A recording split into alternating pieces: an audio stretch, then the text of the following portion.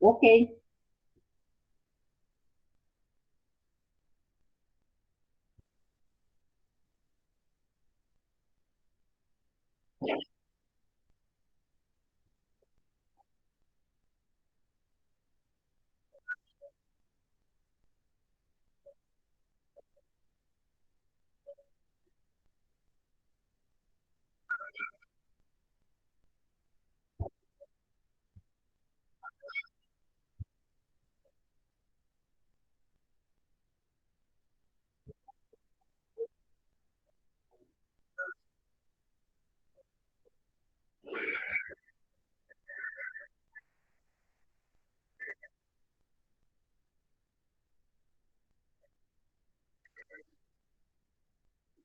Bueno, muchísimas gracias nuevamente a la SOCEN Unida por la invitación.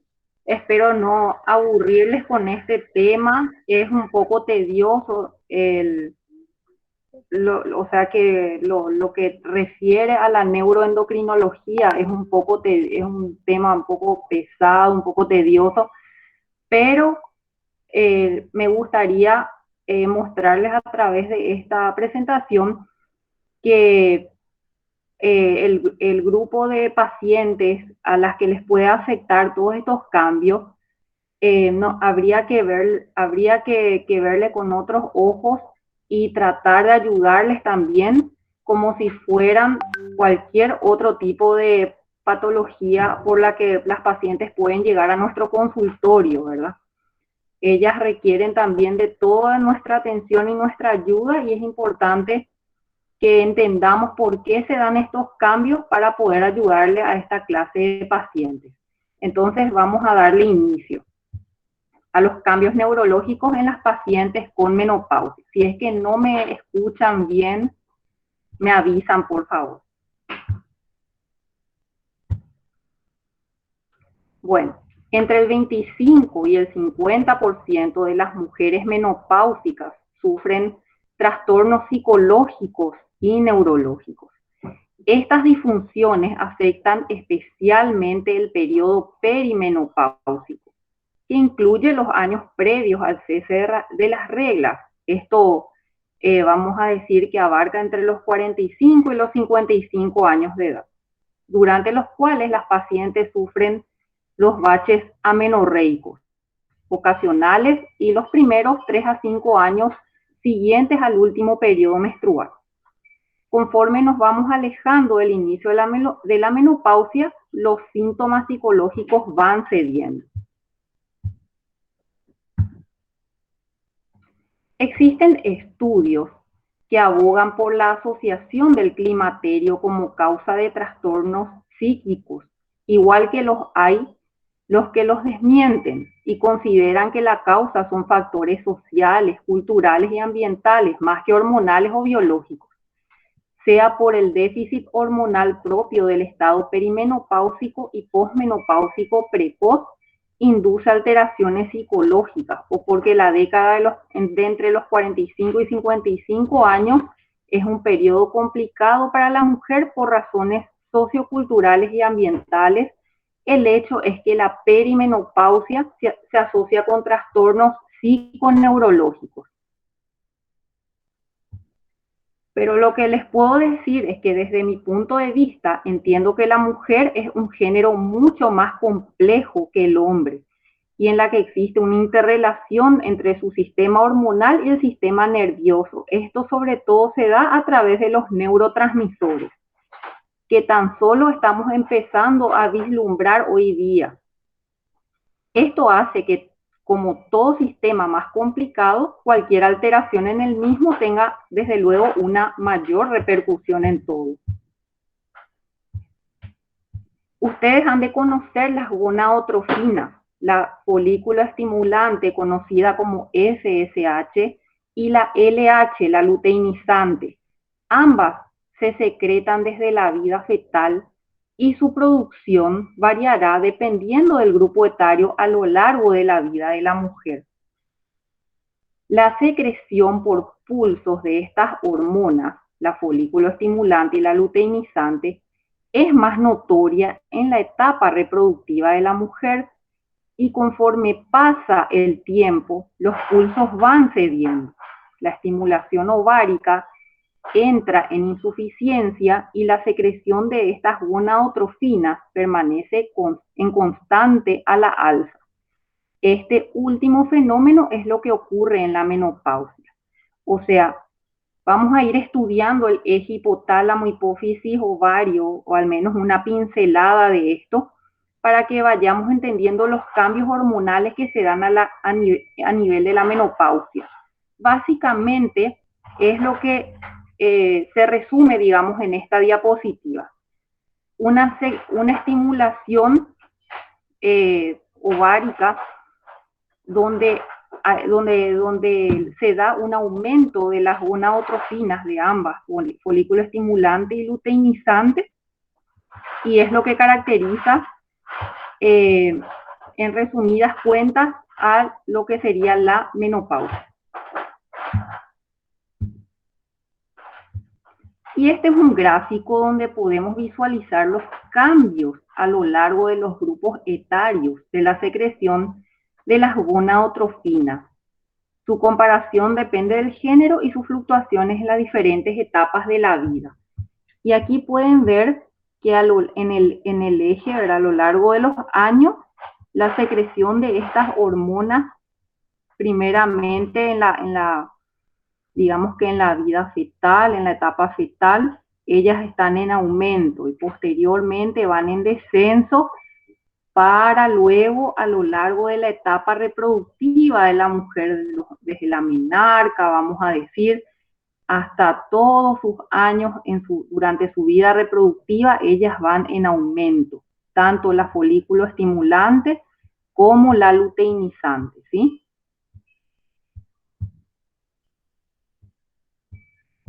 ¿Y cómo se van dando estos cambios hormonales? Los diferentes cambios referentes a la transición menopáusica, que se da alrededor de los 40 a 55 años, son reflejos directos de la reserva ovárica de ese momento. Es decir, conforme aumenta la edad, la actividad folicular disminuye progresivamente. Esto ocurre debido al consumo de los folículos, que pueden ser estimulados por las gonadotrofinas por un fenómeno de consumo. Con cada ciclo menstrual, múltiples folículos se estimulan simultáneamente. Sin embargo, solo uno llegará a producir la ovulación y el resto entrará en atresia folicular. Este fenómeno es conocido como el agotamiento ovárico, porque el número de ovocitos va decreciendo desde etapas tempranas de la vida.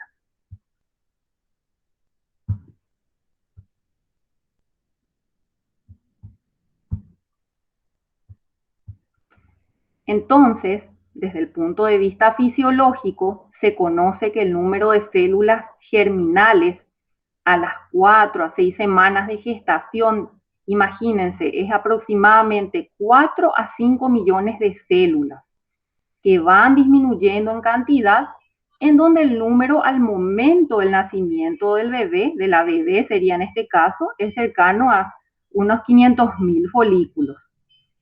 El proceso de consumo folicular y de ovocitos progresa a lo largo de la niñez y en la pubertad y menarca alcanza un número cercano a tan solo 600 ovocitos que tendrán la oportunidad de ovular y ser aptos para la concepción. Imagínense, desde de la vida, de la etapa germinal que inicia con unos 4 a 6, perdón, a unos 4 a 5 millones de folículos.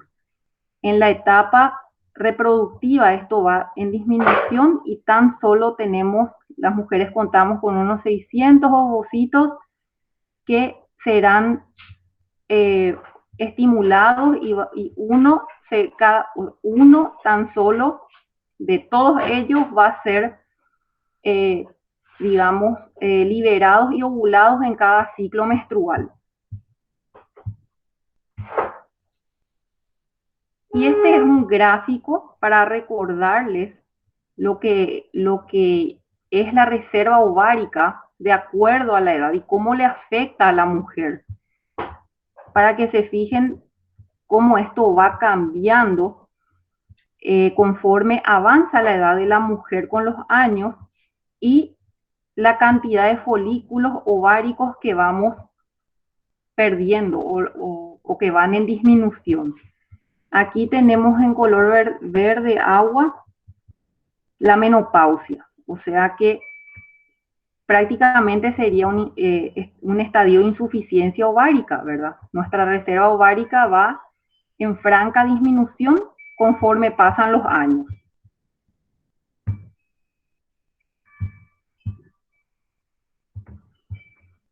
En el ciclo menstrual tenemos que partir de la GnRH, es la hormona liberadora de las gonadotrofinas, que estimula la síntesis y secreción de las que ya vimos anteriormente, las gonadotropinas, la folículo estimulante y la luteinizante.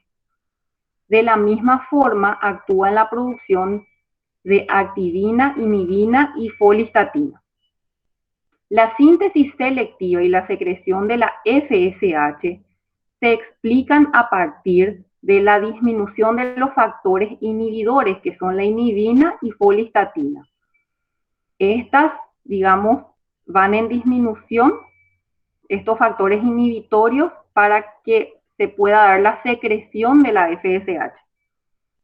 La secreción de la LH, la luteinizante, está regulada principalmente por la GnRH, que es la liberadora de las gonadotrofinas, pero sin la participación de estas, de la inhibina, activina y folistatina, a diferencia de la FSH. Como consecuencia del consumo folicular, que ya vimos, la acción de las células estromales del ovario lleva a la disminución de la producción de la inhibina, decremento que a su vez da lugar al aumento de la FSH en la hipófisis. Por ende, en la etapa perimenopáusica entre los 45 a 50 años, el aumento de esta última produce el primer signo de cambio o transición menopáusica. Estamos hablando del aumento de la FSH. Es el primer signo, como vimos, del cambio o transición menopáusica. El acortamiento de la fase folicular con periodos menstruales de entre 22 a 24 días. Esa es la característica de la menopausia. El aumento progresivo de esta FSH incrementa el reclutamiento ovárico de los folículos y, como resultado, mayor pérdida de la reserva folicular.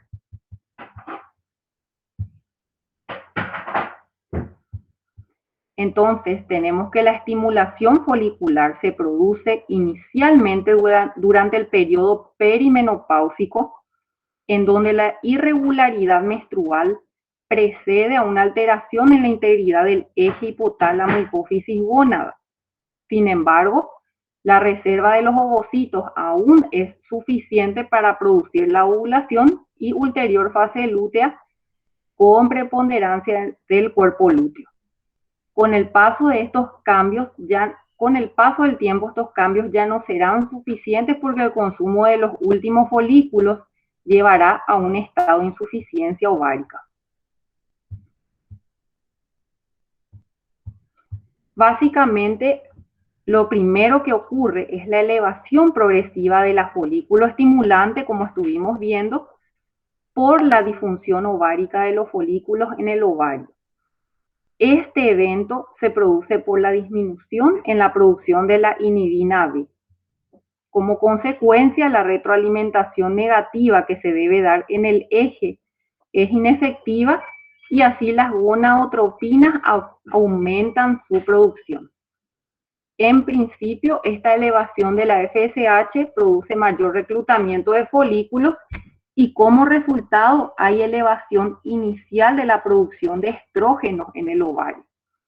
Por ende, en la etapa inicial de la perimenopausia habrá elevación de las concentraciones de folículo estimulante y estradiol, y conforme la disfunción ovárica va aumentando, la elevación de estos últimos irá perdiendo, dando paso al efecto ulterior de hipoestrogenemia.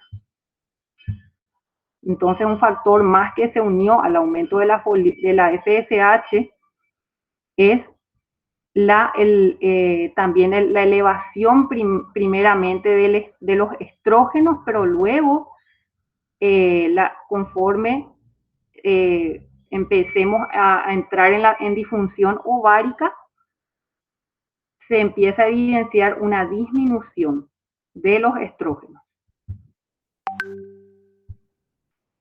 Bueno, y esta es, digamos, un gráfico que nos recuerda digamos, la fisiología del eje hipotálamo, hipófisis y gónada, que son los ovarios, ¿verdad? El hipotálamo es el que gobierna todo el eje, liberando la GnRH, la hormona liberadora de las gonadotrofinas, a la hipófisis.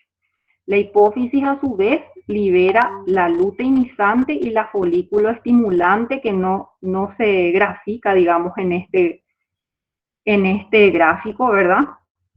La luteinizante y la folículo estimulante secretadas por la hipófisis son las que le van a decir a los ovarios, bueno, debemos estimular nuestros folículos para liberarlos en cada ciclo menstrual, con la producción de estrógenos a su vez por parte del ovario, ¿verdad? De los ovarios.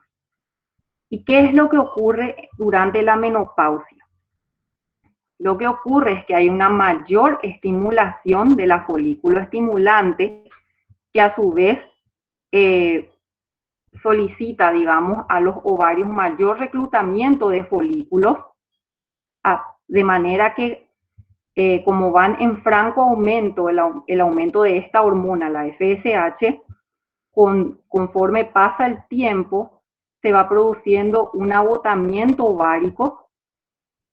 Primeramente, este aumento de FSH se traduce en un aumento también de estrógeno, pero como se va consumiendo con el paso del tiempo estos folículos, la secreción de estrógenos también va en disminución, así como también la FSH con el tiempo.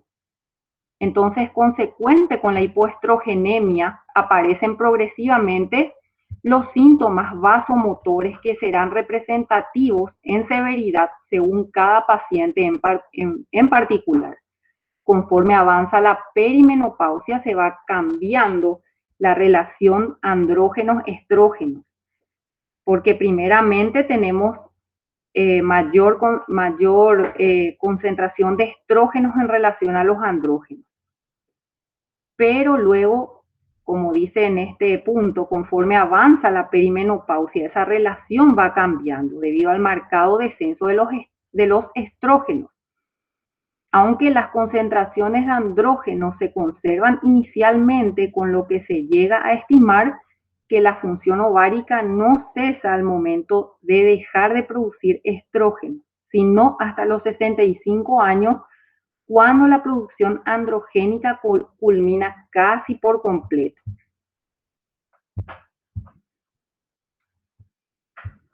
Entonces, un factor relevante es la hormona antimülleriana, producida por las células de la granulosa, consecuente con el fenómeno de atrofia y apoptosis que ocurre con el avance de la edad y la perimenopausia. Esta hormona se ha estudiado como marcador temprano de la disfunción ovárica, pues sus concentraciones disminuidas pueden interpretarse no solo en la menopausia, sino también en la insuficiencia ovárica prematura, como un marcador de la disfunción folicular temprana. Aquí tenemos en este gráfico la hormona antimülleriana en relación a la reserva folicular en este gráfico de cajas y bigotes, que conforme va, digamos, va avanzando la edad de la mujer, tenemos que la hormona antimülleriana también va en disminución, así como la reserva ovárica. Fíjense, a la edad de 35 años y más, entonces tenemos un aumento de la hormona antimülleriana, y así también va disminuyendo nuestra reserva folicular. Por lo tanto, la conclusión sería que, que los componentes de la menopausia radicarán finalmente en un hipogonadismo hipergonadotrófico, con una elevación de las FSH y la LH, que son las gonadotropinas, o sea, sería por eso es hipergonadotrófico, elevación de gonadotropina, secundaria una insuficiencia en la retroalimentación negativa con esteroides disminuidos, falla en el órgano efector, que como consecuencia generarán los síntomas típicos de un hipogonadismo. Nuestras gónadas, ¿cuáles son? ¿Cuál sería en el caso de la mujer? Los ovarios. Tenemos un hipogonadismo entonces. Y servirán de ayuda para los criterios diagnósticos y seguimiento de las pacientes. Entonces, ¿cuáles son las alteraciones psiconeurológicas durante el climaterio? Entonces, se ha evidenciado en la literatura que el déficit estrogénico y las alteraciones estrogénicas típicas de la perimenopausia pueden producir per se trastornos psicológicos como la disforia, que serían la tristeza, irritabilidad, la disnesia, que es la dificultad para recordar sucesos recientes, la falta de concentración, pérdida de líbido, así como otras situaciones que indirectamente favorecen las alteraciones psíquicas, como los sofocos, insomnio, las palpitaciones, que puede generar ansiedad, también la astenia y el incremento del peso corporal. Este último aspecto está tomando especial relevancia debido al culto al cuerpo, tan exagerado que imperan como conocemos en los países desarrollados desde hace un tiempo. La mujer ve afectado también su estado emocional al interpretar que su belleza ha disminuido considerablemente. Bueno, entonces, a ver.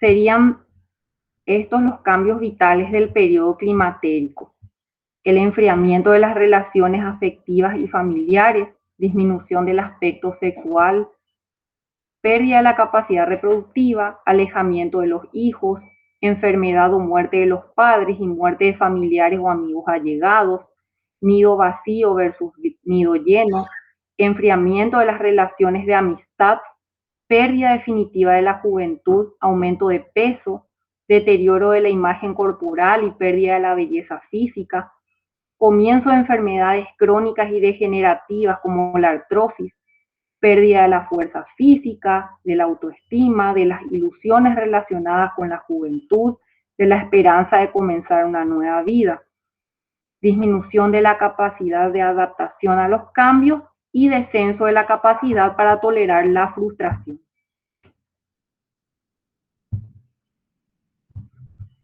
Este es el índice de Cooperman, que se describió en 1953 para valorar la gravedad del síndrome climatérico, incluyendo 11 parámetros, de los que 2 son directamente psicológicos, melancolía y nerviosismo, y 8 afectarían el campo neurológico, las alteraciones vasomotoras, parestesias, disestesias, vértigo, insomnio, mareo, cefaleas y palpitaciones, aunque en realidad todos pueden empeorar la calidad de vida de la mujer, como las artralgias o las mialgias, contribuyendo a fomentar sus alteraciones psicológicas.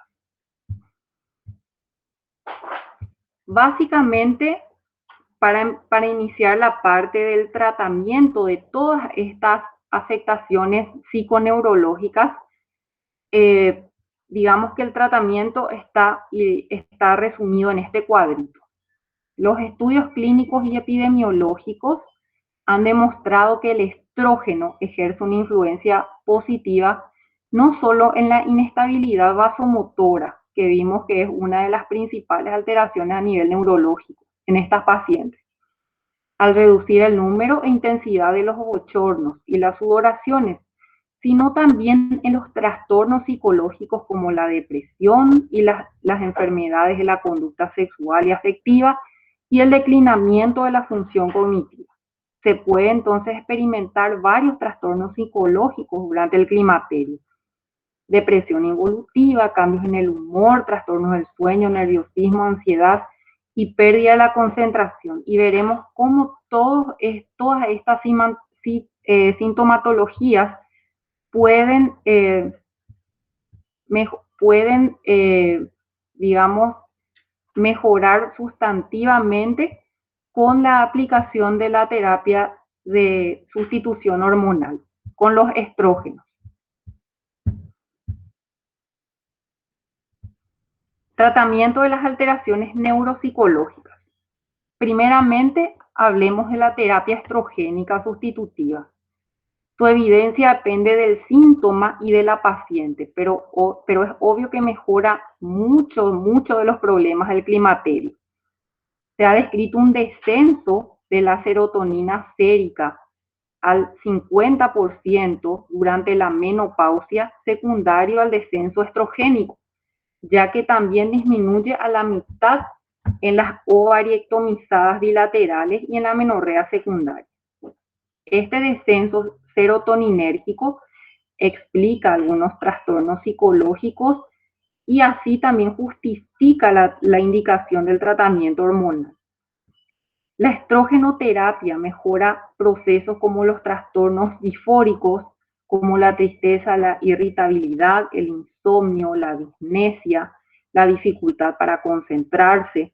Mejora también sustancialmente síntomas como la astenia, sofocos, sudoraciones, parestesias, disestesias, vértigos, mareos, cefaleas, palpitaciones, artralgias y mialgias, con lo que al mejorar la calidad de vida de la paciente, disminuyen también los factores predisponentes y desencadenantes de los procesos patológicos mentales.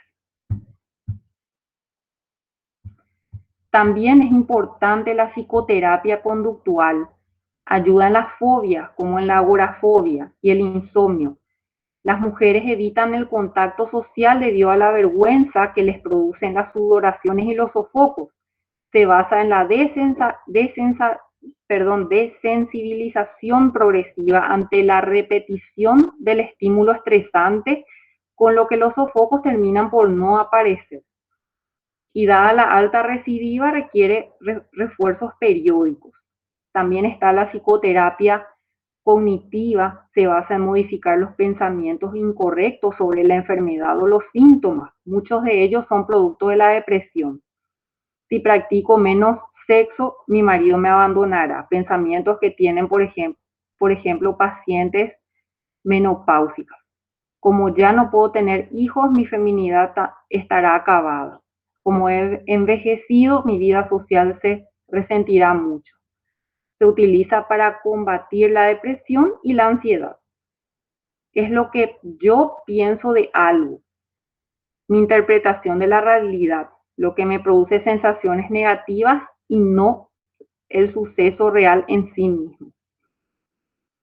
Después está la psicoterapia de apoyo, que se llama así a la simple buena relación y comunicación entre médico y paciente, siendo esta relación humana de confianza un elemento terapéutico en sí mismo, y es fundamental que el médico tenga la capacidad de escucha, de atención, empatía y que muestre interés por el problema y motivación de cara a la cura de la paciente.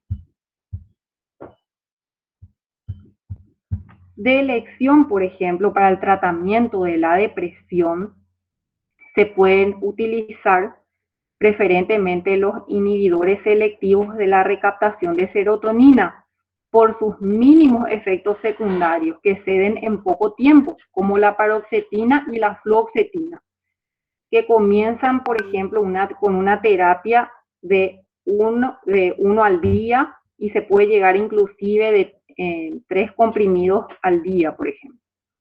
Se debe explicar que el efecto terapéutico tarda en comenzar unas 3 a 4 semanas aproximadamente. Ya hemos descrito también que el descenso de la serotonina sérica en presencia de un déficit estrogénico es característico de la menopausia. Entonces, ello justificaría la conveniencia de asociar la terapia sustitutiva hormonal a los tratamientos antidepresivos durante el climaterio. Se ha demostrado que la terapia sustitutiva hormonal sola no cura la depresión, pero ayuda a otros tratamientos debido a sus positivos efectos sobre los neurotransmisores de serotonina, triptófano y noradrenalina y dopamina. Esta terapia sustitutiva hormonal mejora ostensiblemente el insomnio, tanto de forma directa como indirecta, a través de la disminución de los sofocos nocturnos. Otros tratamientos son los habituales hipnóticos, como las benzodiazepinas, imidazopiridina, ciclopirrolona, así como la terapia conductual que vimos anteriormente. Hacer ejercicio, cenar bien, no dormir la siesta, despertarse a la misma hora, dormitorio sin ruidos ni luz, evitar el alcohol y la cafeína.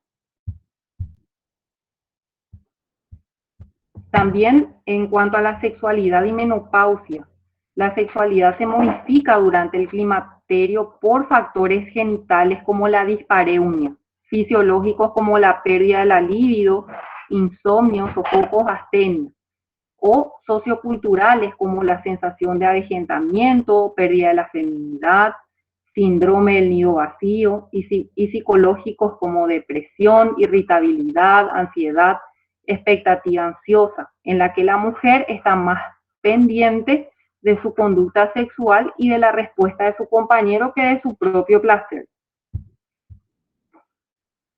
Entonces, la libido, es decir, el deseo sexual, bajaría por 3 razones: el descenso de testosterona y estrógenos, las alteraciones psicológicas concomitantes al climaterio y la dispareunia, que es el dolor en el coito.